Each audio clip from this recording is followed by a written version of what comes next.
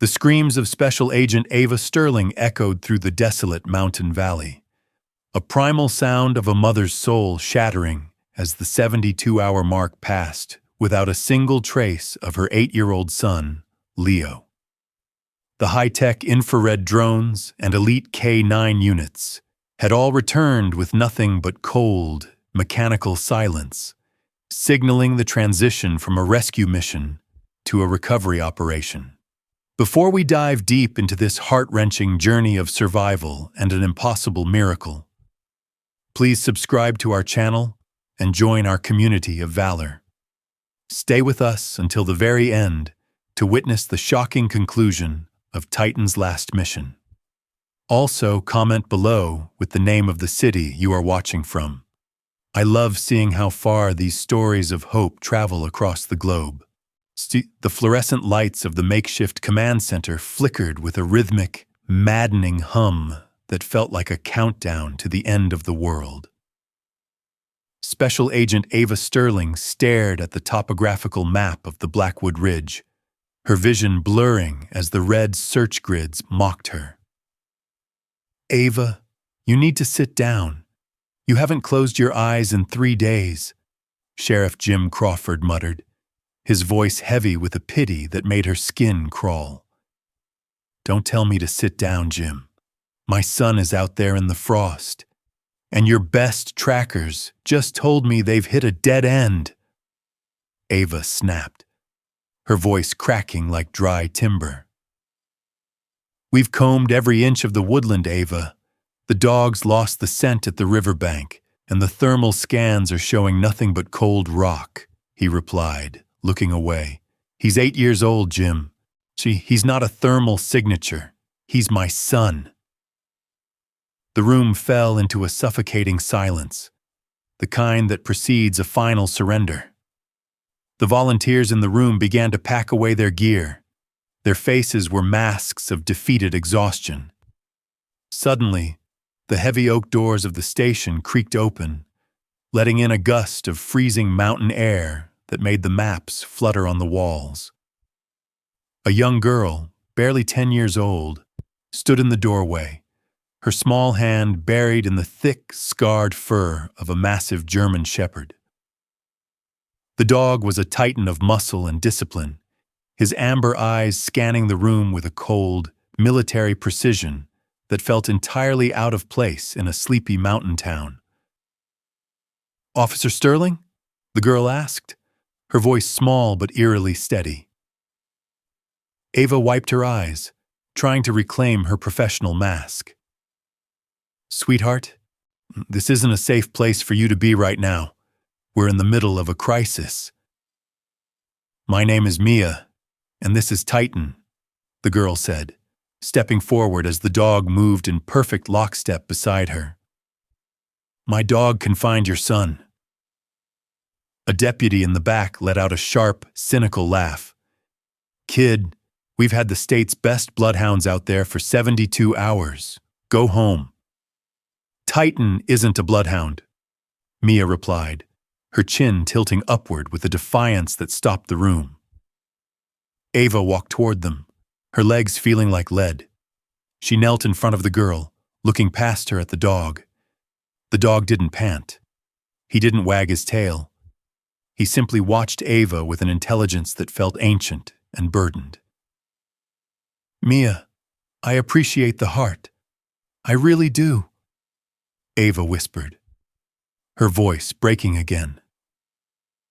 "But my son is missing, and we don't have time for games.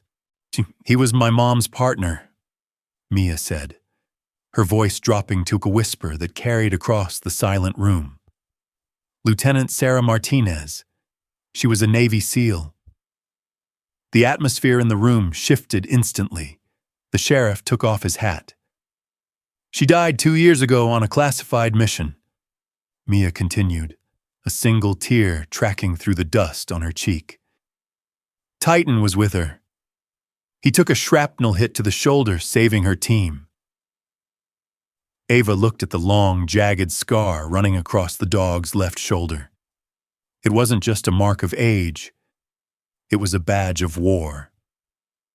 The Navy was going to retire him to a kennel because of the trauma, but my grandma fought for him," Mia said, her hand tightening on the dog's neck. "He's been looking for a mission ever since she passed. He's been waiting to serve again." "He's a combat tracker," Ava breathed, the realization hitting her like a physical blow. "He doesn't just find people, Agent Sterling. He finds things that don't want to be found," Mia said. "Jim, get me Leo's hoodie," Ava commanded, her eyes never leaving the dog's amber gaze.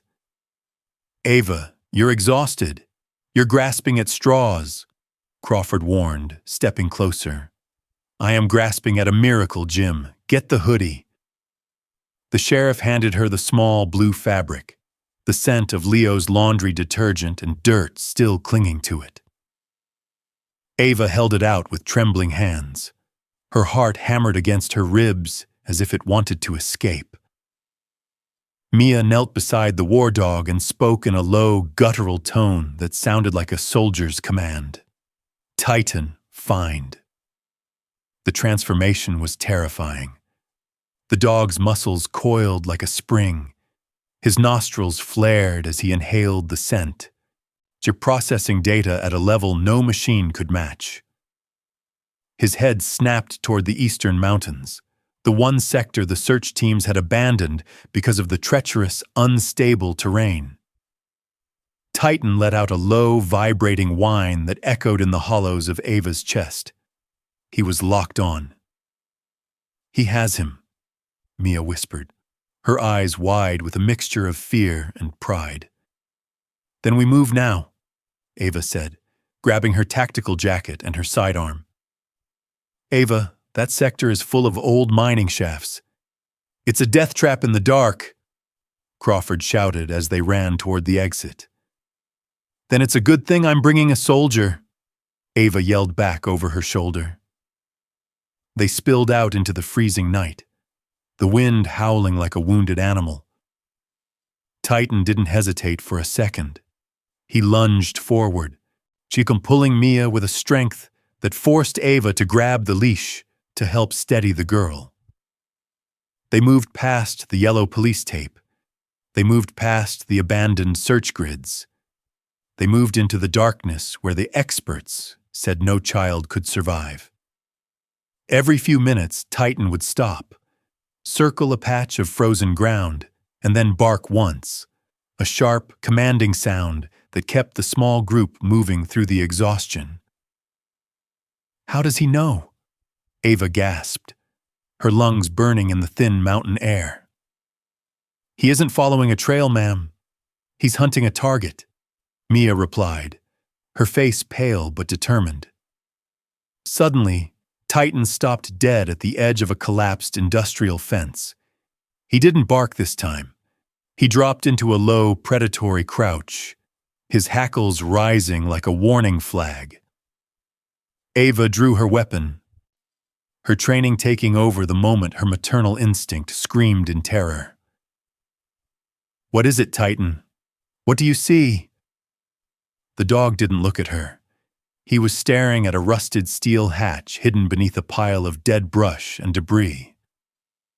"It's an old ventilation shaft for the coal mines," Crawford muttered, arriving out of breath with 2 deputies. "These haven't been opened in 40 years. Titan shoved his snout against the edge of the metal and let out a snarl that sounded like ripping metal. "Leo!" Ava screamed, throwing herself at the hatch, her fingernails tearing against the rusted iron. "Wait!" Mia cried out, grabbing Ava's arm. "Titan says someone else is down there."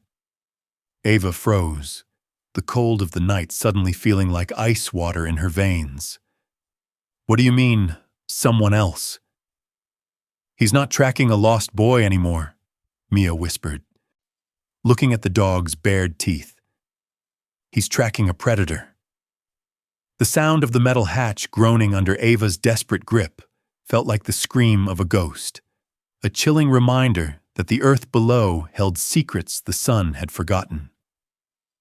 "Someone else?" Who else could be down there? Ava's voice was a jagged blade, her eyes darting from the rusted metal to the dark, impenetrable tree line. Titan's snarl deepened, a low-frequency vibration that rattled the very bones of everyone standing in that clearing. Mia gripped her mother's old tactical whistle, her knuckles white as she whispered, "He doesn't smell a victim anymore, Agent Sterling. He smells a predator.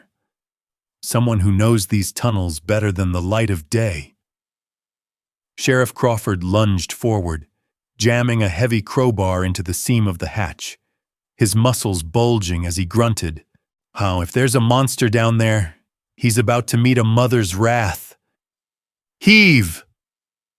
With a violent crack of breaking rust, the hatch flew open, revealing a vertical drop into a darkness so thick it seemed to swallow the light of their heavy-duty flashlights. Ava didn't wait for a tactical brief or a secondary unit. She holstered her weapon, grabbed the ladder, and descended into the abyss, her heart hammering a rhythm of pure, unadulterated terror. "Leo, if you can hear me, scream!" she roared, her voice echoing through the damp, salt-crusted stone of the old mining shafts. Titan bypassed the ladder entirely, leaping into the darkness with the grace of a shadow, his paws hitting the stone floor with a muffled thud that signaled the hunt had truly begun. As the group moved deeper, the air grew heavy with the scent of decay and old grease, chuckty until Titan suddenly stopped at a fork in the tunnel and barked once, sharp and commanding. "He found a shoe!" Mia cried out, pointing to a small red and blue sneaker discarded near a rotting timber beam. Ava collapsed to her knees for a split second, clutching the small shoe to her chest as a sob escaped her throat. He was here. My baby was right here. But the moment of relief was shattered when a metallic clang rang out from the left corridor, followed by a heavy, deliberate footstep that didn't belong to a child. Titan didn't wait for a command. He exploded into a sprint, his eyes glowing like amber embers in the dark as he chased the sound of a fleeing shadow. "Stop! FBI!"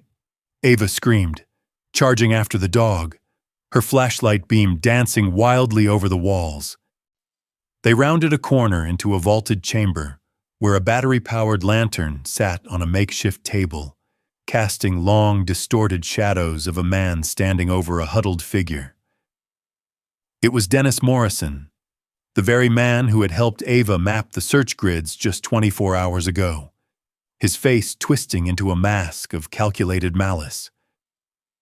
Titan launched himself through the air, a 90-pound blur of fur and fury, his teeth baring as he aimed directly for the man's throat. The air in the chamber vanished as Morrison dodged the war dog's initial strike. He swung a heavy iron pipe, catching Titan in the ribs with a sickening thud that echoed through the stone gallery. "Titan!" Mia screamed, her voice cracking as the dog skidded across the damp floor. Yet the animal didn't whimper. He rolled, his claws digging into the grit as he regained his footing, with a silent, terrifying intensity. Ava's gun was up, her laser sight dancing across Morrison's chest. "Step away from my son, Dennis, or I will end you right here." The man didn't flinch. He grabbed Leo by the collar of his shirt, pulling the trembling boy in front of him like a human shield. "You think you're the only one who knows how to survive, Agent Sterling? I built these grids. I watched you cry on the news while I fed him juice boxes and told him you'd stopped looking." Leo's eyes were wide, hollowed out by 72 hours of psychological warfare. "Mommy?" he whispered, a sound so fragile it nearly broke Ava's resolve. "I've got you, baby. Just keep your eyes on me," Ava choked out. She could feel the heat of the lantern reflecting off her cold skin. Her finger tightened on the trigger, but the risk was too high. The shot wasn't clear. Suddenly, Morrison laughed, a jagged, hollow sound. "You're too late anyway. The tide is coming in, and these lower shafts flood in minutes. We're all going down together." As if on cue, a distant, heavy roar began to vibrate through the floorboards. It was the sound of thousands of gallons of seawater rushing into the forgotten mining veins. Titan saw the opening when Morrison looked toward the sound of the water. The dog didn't lung for the throat this time. He went for the arm holding the pipe. The crunch of bone was drowned out by Morrison's shriek of agony. The man stumbled back, releasing his grip on the boy. "Leo, run!" Ava screamed, lunging forward as the first inch of freezing water surged over her boots. She scooped her son into her arms, Shari, the weight of him, both a miracle and a burden, as the tunnel began to groan under the hydraulic pressure. "Sheriff, get Mia out of here." But as they turned to flee, a massive timber beam, weakened by decades of rot and the sudden force of the flood, snapped with a sound like a gunshot.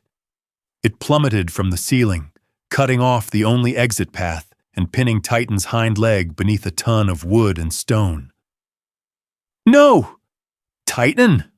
Mia cried, diving toward the dog as the water rose to their knees. The dog didn't struggle.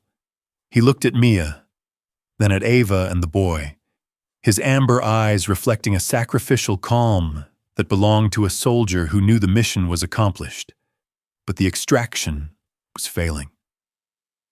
"We can't leave him," Leo sobbed, clinging to his mother's neck. Ava looked at the rising tide, then at the trapped war hero, she was realizing that the predator wasn't the man in cuffs, but the very mountain itself. The freezing water was now swirling around their waists, a liquid hand pulling them down into the belly of the mountain. "Get the boy out, Ava! The structure is failing!"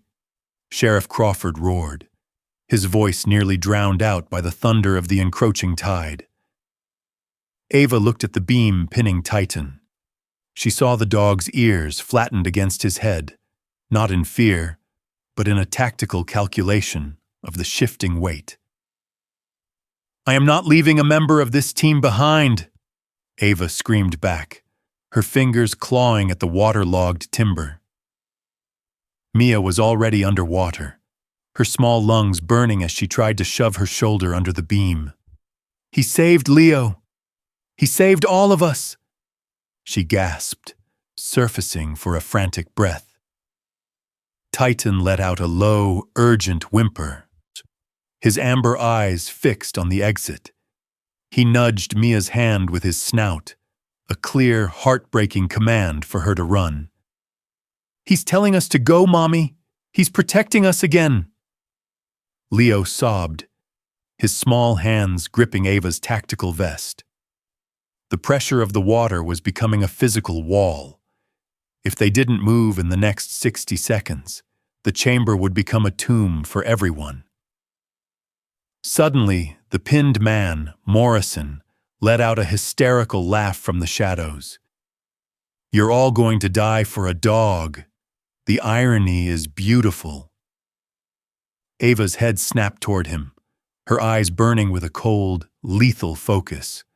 "Shut up, Dennis, or the water won't be what kills you." She looked at Crawford, a silent understanding passing between the two veterans of the law. They grabbed a discarded iron strut from the mining debris. "On 3! Heave!" Crawford yelled, the metal bar groaning as they used it as a lever against the massive beam. The wood creaked, shifting just an inch, but it was enough for the war dog to sense the release. Titan didn't wait. He lunged forward with his front paws, dragging his mangled hind leg out from the trap, just as the ceiling began to rain grit and pebbles. "He's free! Go! Go!" Ava shouted, shoving Leo toward the rising stairs as the lantern on the table flickered and died, plunging them into a terrifying, watery darkness. They scrambled up the slippery stone, the sound of the tunnel collapsing behind them like a series of muffled explosions. As they burst through the hatch into the frigid night air, Ava collapsed onto the grass, clutching Leo so tight she could feel his heart hammering against her own. She looked back, expecting to see the dog emerge, but there was only the sound of rushing water and the settling of earth. "Titan," Mia whispered, her voice a fragile thread in the wind. A heavy, rhythmic panting emerged from the shadows of the tree line. Titan limped into the moonlight, his fur matted with mud and blood, but his head held high. He walked straight to Leo and nudged the boy's hand, a silent soldier reporting that the mission was finally, truly over. But as the adrenaline began to fade, Ava noticed something that made her breath hitch in her throat. The dog wasn't just limping from the beam. He was carrying something in his mouth, a tattered, waterproof satchel he had snatched from Morrison's hidden room. Ava took the bag with trembling hands and opened it, her flashlight revealing a stack of old, handwritten letters and a military dog tag. She looked at the name on the tags and then at Mia, her heart stopping as she realized that Morrison hadn't just taken Leo for ransom. The connection went deeper, back to the very mission where Mia's mother had lost her life, and the secret that was never supposed to leave those tunnels. The weight of the military dog tags in Ava's palm felt heavier than the mountain itself as she stared at the name engraved in the cold steel, Lieutenant Sarah Martinez. "Mia, look at these," Ava whispered, her voice trembling as the realization shattered her remaining composure. Morrison didn't just stumble upon these tunnels. He was there that night overseas. The letters in the satchel revealed a harrowing truth. Morrison had been a disgraced contractor on the same mission where Mia's mother died, and he had spent 2 years hiding the evidence of his own cowardice within the veins of Blackwood Ridge. "He didn't just take Leo for a ransom, Agent Sterling," Mia said, her eyes turning from grief to a cold, piercing clarity. "He took him because he saw me in town with Titan. He knew the dog would eventually lead someone to the truth." The shock of the revelation hit Ava like a physical blow. She looked at Morrison, who was being shoved into the back of a cruiser, his eyes darting with the frantic energy of a cornered rat. "You used my son to bait a war dog into a trap just to cover your tracks?" Ava roared, stepping toward the vehicle with a fury that made the deputies hesitate. "I did what I had to do to survive," Morrison spat, but his voice lacked conviction as Titan limped forward, letting out a low, guttural growl that silenced the man instantly. The war dog stood between Ava and the predator, his presence a living shield, proving that while his body was scarred, his spirit remained an unbreakable fortress of justice. "Mommy, is it over now?" Leo asked, his small hand slipping into Ava's as the first rays of a true dawn began to bleed over the horizon. Ava knelt, pulling both children into a fierce embrace, while Titan sat beside them with the quiet dignity of a soldier who had finally seen his last battle through to the end. The town would soon wake to the news of a miracle, but for Ava, the real story was written in the amber eyes of the animal that refused to accept defeat. True valor isn't found in the absence of fear, but in the loyalty that outlasts the darkness and the courage to protect those who cannot protect themselves. Mia reached out, resting her hand on Titan's scarred shoulder, feeling the steady, rhythmic heartbeat of a hero who had finally found his way home. "You did it, boy," she whispered. "You brought him back." The legacy of Sarah Martinez wasn't buried in a cold tunnel or lost on a distant battlefield. It lived on in the heartbeat of a boy who got to grow up and a dog who never stopped fighting for the light. As the ambulances and police lights faded into the morning mist, one truth remained as solid as the mountain stone. Heroes do not retire from who they are. They simply wait for a heart brave enough to give them a new reason to serve.